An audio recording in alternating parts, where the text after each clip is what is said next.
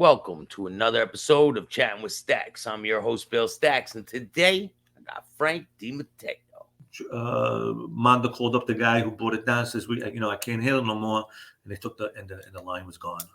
The line was gone. But Mando had this dog, German Shepherd, right? It was two times bigger than him. Yeah. And he used to walking down the street, walking around the block, and he used to go pick up numbers because he was a bookmaker. That's what he did. And he used to put the numbers, in the dog's collar in case the law stopped them. They wouldn't go to the door. They're not gonna mess with the dog. They would check his pockets. They would check his thing. You always used to hide it in the dog's collar, and that's what Mando used to do. Because that's what he used to feed the longshoremen's in his club, drinking, and he used to bookmake. Has he ever had any problems where people were like, "I'm not paying him because of his size"? No, because even though it was his book, he was part of that crew. So you just send somebody to collect it. Okay, you don't want to pay him? Okay, somebody would go get it. Didn't matter. These people are stupid. They know Mando was with somebody. They know he wasn't just a guy in the street. So but you'll always have somebody that didn't want to pay because that's just the nature of the game.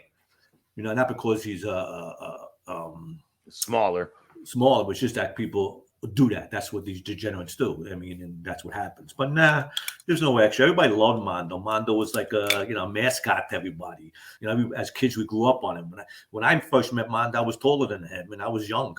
So it's strange, but when you grow up with him, it's not as an oddity. No more.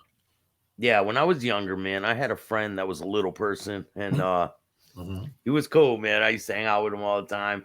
One time it was Halloween night, and all these kids were dressed up, and they came to the door, right? And my little person friend comes to the door, and he just walks in the door, and my mom's like, "Where you going, little kid?"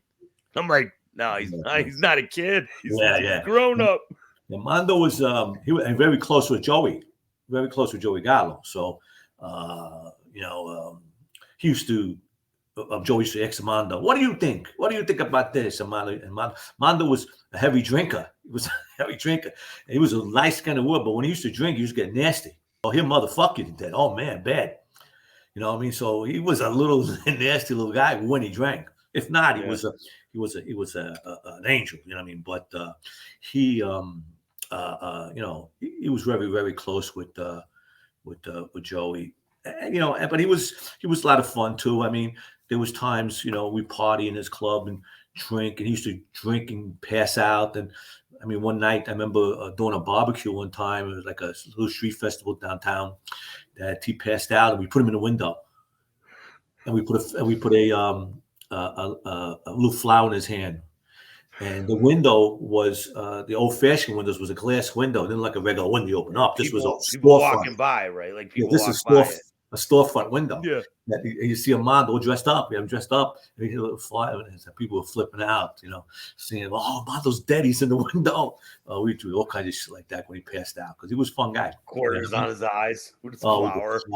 What we didn't do, drunk with him, with a guy named Roy was Musico, was one of the crew members. He was a jokester. What he'd do, playing jokes all the time. In between all the bad things, there was a lot of funny shit going on because a lot of guys are jokesters, especially when they're drinking. If you're not in a bad mood, it's very funny times. You have a lot of laughs. Yeah. And Mando would roll with it because the one after he got drunk, you could do anything to him. So you can put him in a window, put him in a chair in a corner. I mean, there are a lot of things in it. And he used to love blondes. And he wouldn't go near Mando used to love blondes, tall blondes. Wouldn't go near a midget. I mean, I can't tell you how many times I used to go into his club late at night, and he'd be dancing, and the girls, his head was in a bush. He's like holding on to her like this. Yeah, and his head be in her private area, and he'd be just dancing all night. It was a pisser, man. I mean, that had to be the funniest thing to walk in there and see that. It's hard to explain. You have to see it. I mean, but we had a lot of times like that in between all the bad stuff. But we had a lot of good times.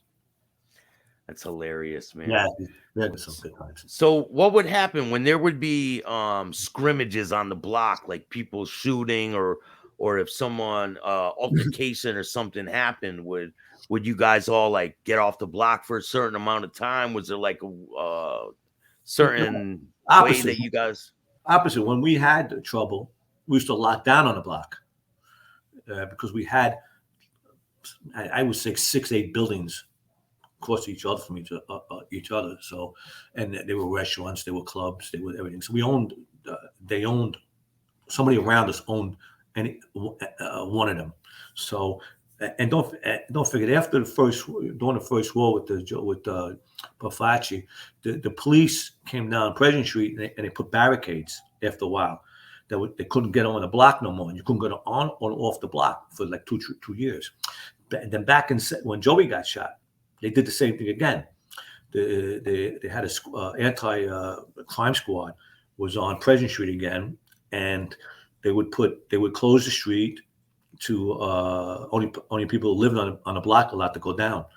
So you would almost have police protection while we're arguing with people, while people were shooting each other. They had police. So being on a block was like being in a safe house, So everybody would go to the block. There's tons of people out there, and the cops over on the corner. They're not going to come and shoot it up. No. Especially after Joey got killed, was the police like saturating the whole area? Oh yeah, we had 24-hour surveillance for 2 years.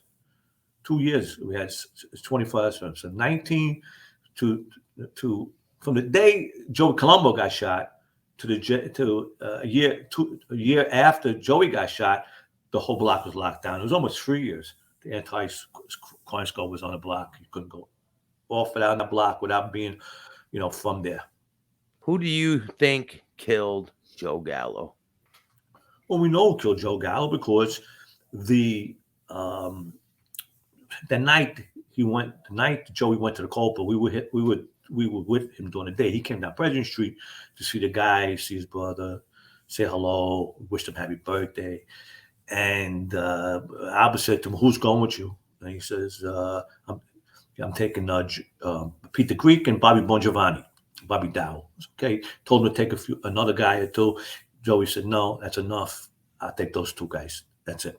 So, they go to the Copa, they drink and they do the whole thing. 4:30 in the morning, like the guy said.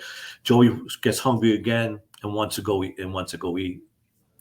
They find this place. He went to go for Chinese food. Chinese food restaurant was closed. They find a new place on Mulberry Street. They go in. Somebody spots them going in. Goes to a club next door because everybody knows there's an open hit on Joey. They go next door. They get a couple of shooters together. They call up Joe Iacovelli. Joe Yak, who was acting boss of the Columbus at the time, says, "Go kill him." And so they got a couple of guys together, and they went in and killed him. Now, when Joey got killed that day, you had 3 other people, 3 other adults there. You had actually 4. You had Peter Greek, Dinopolis bodyguard. His girlfriend was there. Joey's sister was there. Joey's wife was there, and the little girl. Okay, so when the shooter comes in, right, Joey ran out the front door. Shooter came through the side there, where the Johnny Pump is in. Right there was a doorway there. That's where the shooters came in, and he ran out the front door. But anyway, Peter Greek got shot too in the ass that day. So that night. Oh, he got shot in there? He got shot. Well, he was bodyguarding Joey. So when the shooters came over, they shot Joey and they shot Peter Greek. Joey gets off the table and runs towards the shooters to get because he had the sister at the table and 3 other girls.